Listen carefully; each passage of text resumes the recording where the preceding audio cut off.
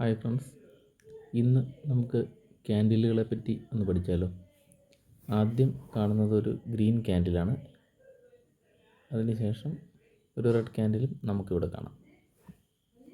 എക്സാമ്പിളായിട്ട് പറയുകയാണെങ്കിൽ ഇതിൻ്റെ ഓപ്പൺ എന്നെഴുതിയ പ്രൈസിൽ ഇത് ഓപ്പൺ ചെയ്യുകയാണെങ്കിൽ ഇപ്പോൾ ഒരു 100 റുപ്പീസിൽ ഓപ്പൺ ചെയ്തു. അതിനുശേഷം ഇതൊരു ഡേ ക്യാൻഡിലാണെങ്കിൽ മുകളിലേക്ക് പോയി ഒരു 110 വരെ പോയി. അതിനുശേഷം തിരിച്ച് വീണ്ടും പലതവണ അതിനുള്ളിൽ 100-നും 110-നും ഇടയ്ക്ക് പ്രൈസ് മൂവ് ചെയ്തു. അതാണ് ആ ഭാഗമാണ് ഗ്രീൻ കളറിൽ കാണിക്കുന്നത്.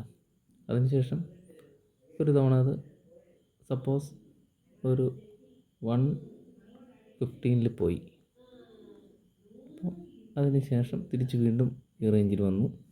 അതിനുശേഷം ഇടയ്ക്ക് എപ്പോഴെങ്കിലും അതൊരു ലോ വരെ പോയി എന്ന് വിചാരിക്കുക. ഇപ്പോൾ 95 പോയി. അപ്പം day high, day low, open ചെയ്ത പോയിൻ്റ് 100, ക്ലോസ് ചെയ്ത് 110. അപ്പം ഈ ക്യാൻഡിൽ ഒരു ബുള്ളിഷ് ക്യാൻഡിലാണ്. കാരണം ഓപ്പൺ ചെയ്ത് 100 ആണ്, ക്ലോസ് ചെയ്തിരിക്കുന്ന 110.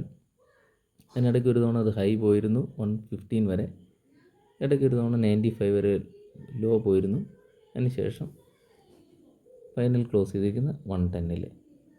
അതാണ് ഈ ബുള്ളിഷ് ക്യാൻഡിലിൻ്റെ അർത്ഥം. അടുത്ത റെഡ് ക്യാൻഡിൽ നോക്കിക്കഴിഞ്ഞാൽ നമ്മൾ പറഞ്ഞു ഓപ്പൺ ചെയ്തിരിക്കുന്ന മുകളിലാണ്, നോക്കിയാലറിയാം.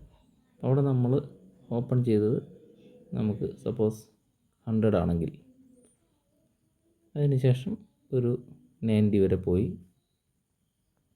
ഇടയ്ക്ക് വീണ്ടും തിരിച്ച് ഒരു 85 പോയി എന്ന് വിചാരിക്കുക. അതിനുശേഷം തിരിച്ചത് 110 വരെ പോയിട്ടുണ്ട്.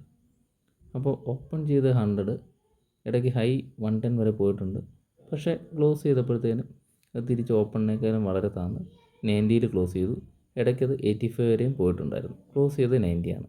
അതുകൊണ്ട് അത് നമുക്കൊരു ബെയറിഷ് ക്യാൻഡിൽ എന്ന് പറയാം. അതുകൊണ്ടാണ് അതിന് റെഡ് കളർ കൊടുത്തിരിക്കുന്നത്.